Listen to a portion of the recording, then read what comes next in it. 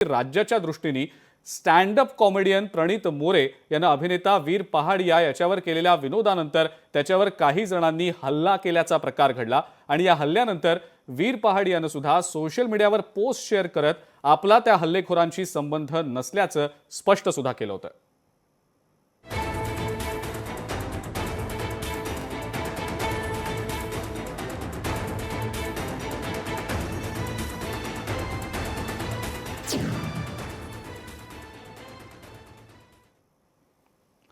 Sky force या चित्रपटातनं अभिनेता आणि माजी मुख्यमंत्री सुशीलकुमार शिंदे यांचा नातू वीर पहारिया यानं डेब्यू केलेला आहे.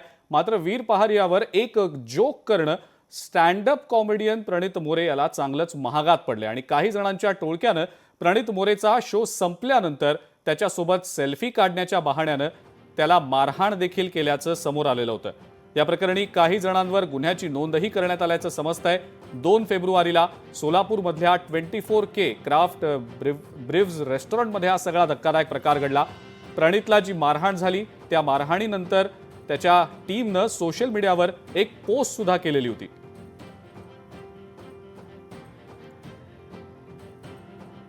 आता ही काही दिवसांपूर्वी खरं तर घडलेली घटना आहे, पण या घटनेच्या अनुषंगानं महत्त्वाचा मुद्दा म्हणजे प्रणितला ही सगळी मारहाण झाली आणि प्रणितचं नेमकं या सगळ्या संदर्भातलं काय म्हणणं आहे ते त्याच्या टीमनं सोशल मीडियाद्वारे तर सांगितलं, पण स्वतः प्रणितची काय भूमिका आहे आपण ते देखील जाणून घेऊया. आपल्या सोबत स्वतः प्रणित मोरे सध्या जोडला गेलेला आहे. प्रणित, खूप खूप स्वागत तुझं लोकशाही मराठीमध्ये.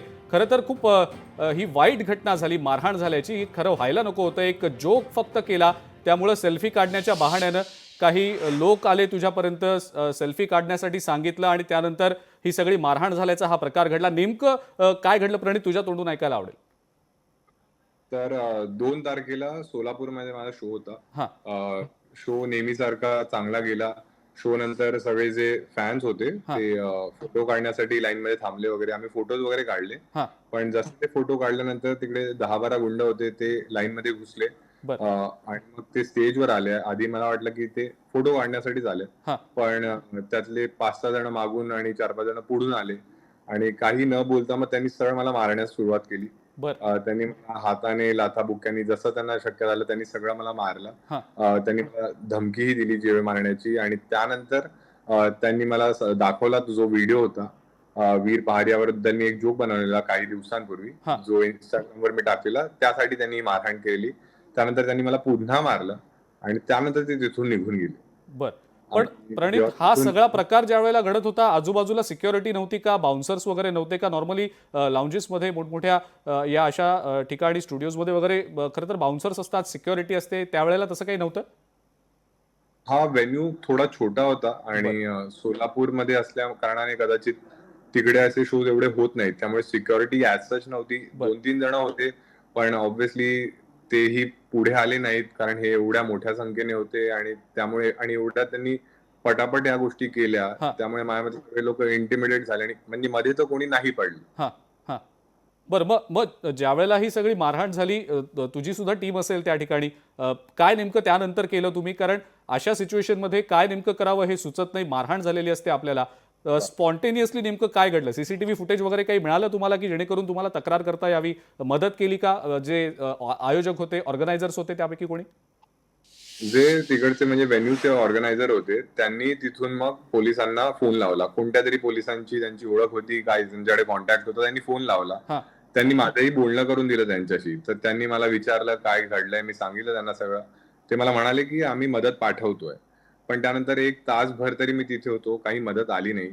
तर आता तेव्हा ते पोलिसांचं नाव काय होतं ते मलाही आठवत नाहीये, पण बोलणं झालेलं. आणि त्यानंतर जे तुम्ही सीसीटीव्ही फुटेजचं म्हणताय, तर फुटेज त्यांच्याकडे होती जे काय आहे. आम्ही तेव्हा पण जर पोलिसांची मदत नाही आली आणि सगळे लोक घाबरले होते, तर सगळ्यांनी मला हेच सल्ला दिला की आता तू मुंबईला जा, कारण इथे काही ऍक्शन नाही घेतली जाणार आता तरी, तर मुंबईला जाऊन तू बघ. मग मी डिसाईड केलं की मी आधी घरी पोहोचतो सुखरूप आणि त्यानंतर काय ते ऍक्शन आपण घेऊ. बरं, मग पोलीस कंप्लेंट सोलापूरमध्ये केली का, नंतर पुण्याला केली का, आता मुंबईत केली? काय नेमकं त्यानंतर गेलं तुम्ही, म्हणजे तक्रार नेमकी पोलिसांकडे कशी केली? पुढच्या दिवशी मी ऑनलाईन कंप्लेंट त्यांना मेल केली, सोलापूर पोलिसांनाच. पण तेव्हा लगेचच ऍक्शन म्हणजे FIR तोपर्यंत फाईल झाली नव्हती आणि त्या संध्याकाळी मग मी सोशल मीडियावर पोस्ट टाकली आणि पोस्ट टाकल्यानंतर विविध न्यूज चॅनल्स आणि इंटरनेटवरच्या पेजेसनी ती कव्हर केली. त्यामुळे मग थोडं प्रेशर वगैरे आलं आणि मग त्या रात्री सोलापूर पोलिसांनी एफ-आय-आर फाईल केली. पण जे ते मॅनेजर होतात त्यांच्या नावावरती फाईल झाली. म्हणजे बर जे माझ्या नावाने ती झाली नव्हती, पण फाईल झाली. पण त्याच्या आधी मी व्हेन्यूवाल्याने सीसीटीव्ही फुटेजही मागत होतो. पण ती थोडी टाळाटाळ झाली. मग मी पोलिसांनाही तीच रिक्वेस्ट केली की एफ-आय-आर जर फाईल झाली आहे तर ऍटलीस्ट ती सीसीटीव्ही फुटेज आम्हाला द्या. मी माझ्या लॉयरशीही बोललो, त्यांनीही मेल केला. हा म्हणजे त्यांच्या मेलही केला की आम्हाला लिगल प्रोसिडिंगसाठी एक कॉपी द्या. सो दॅट आम्हालाही कळेल की जे आम्ही जे म्हणतो ना की कोणाचे ते लोक होते, जे त्यांनी ते जे म्हणालेले वर्सेस ऍक्च्युअल खरं काय ते आम्हालाही कळेल आणि सगळ्या जनतेलाही ते पाहण्याचा माझ्या तरी अधिकार आहे. सुद्धा त्यांनाही कळेल की ऍक्च्युअली काय घडलं होतं. कारण बऱ्याचदा लोकांनाही वाटतं की खरंच झालंय का. हा हो हो नाही बरोबर आहे. तू जो मुद्दा मांडलास तो अगदी बरोबर आहे. खरं बऱ्याचदा असं लोकांना वाटतं की हे खरंच घडलं का किंवा काही पब्लिसिटी स्टंट वगैरे आहे का, PR काही स्टंट वगैरे आहे का. पण ज्यावेळेला आपल्यासोबत हे घडत असतं त्यावेळेला आपल्याला माहिती असतं की त्याचा सिरियसनेस नेमका किती आहे आणि ते आपल्याबरोबर घडलेलं असतं. स्टेट ऑफ माइंड नेमकं कसं होतं त्यावेळेला प्रणित, सध्याची स्थिती नेमकी काय. कारण एक मारहाण होण्यासारखा प्रकार घडला आणि आपण स्टँडअप कॉमेडियन आहोत, आपण लोकांना खरं तर हसवायचं काम करत असतो आणि अशा वेळेला काही लोक येतात, मारहाण करतात, वेगळंच काहीतरी घडून जातं. प्रणित त्यावेळी जी माझी मानसिक परिस्थिती होती, मला तर हेच कळलं नाही की हे का झालं. कारण प्रत्येक आर्टिस्टच्या मनात नेहमी हाच प्रश्न असतो की आपण जे आपलं काम करतोय, हो हे आपण हे फक्त एक मेसेज देण्यासाठी, लोकांना हसवण्यासाठी करतोय खरं आणि त्याच्याबद्दल जर कोणी असे रिॲक्ट करत असेल, म्हणजे हे ऑब्व्हियसली तुम्ही लॉ हातात घेताय, कोणाला मारहाण करताय.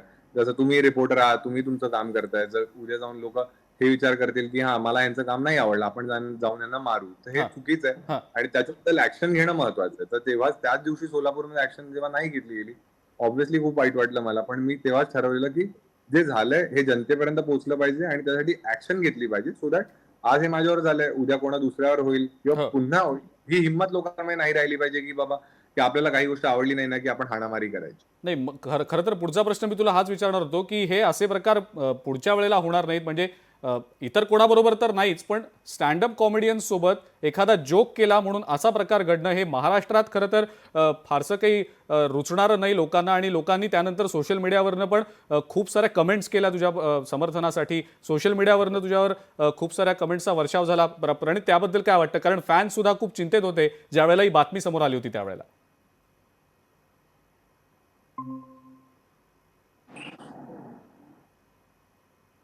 प्रणित आवाज आला माझ्या? आवाज येतोय, आवाज हां येतोय. नाही प्रणित, प्रश्न मी हा विचारला की ज्यावेळेला हा सगळा प्रकार घडून गेला, तुझे खूप सारे फॅन्स आहेत, सातत्यानं तुझ्याबरोबर इंटरॅक्ट करत असतात आणि लाडका आपला एखादा स्टँडअप कॉमेडियन ज्याच्यासोबत असं काहीतरी होतं आणि ज्यावेळेला तुझ्यासोबत ही घटना घडली त्यानंतर खूप साऱ्या फॅन्सनी पण काळजीपोटी तुला विचारणा सुद्धा केली, तुझी चौकशी सुद्धा केली. त्यावेळेला नेमकं काय वाटलं प्रणित?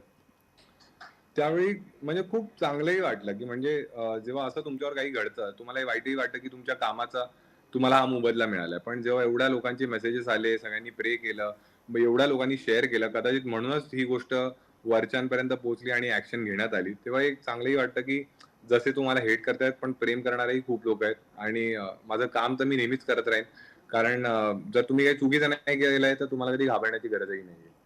खरंय प्रणित, खरं तर तुला असं खूप सिरियस बघायची सवय नाही, कारण आम्ही तुला सतत लोकांना हसवताना पाहत असतो. तू स्वतः सुद्धा खूप हसत असतोस नेहमी.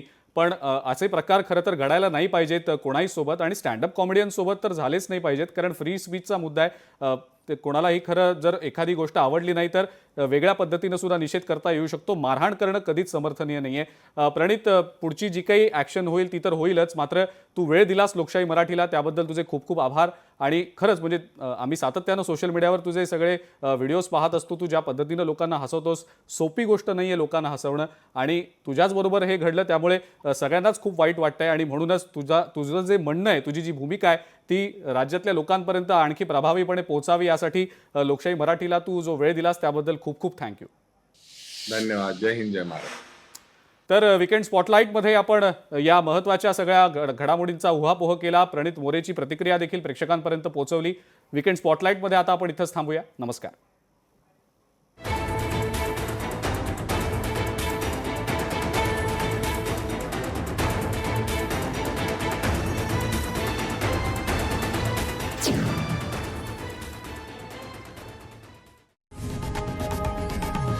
लोकशाही मराठी ऐका, पहा, जागरूक रहा.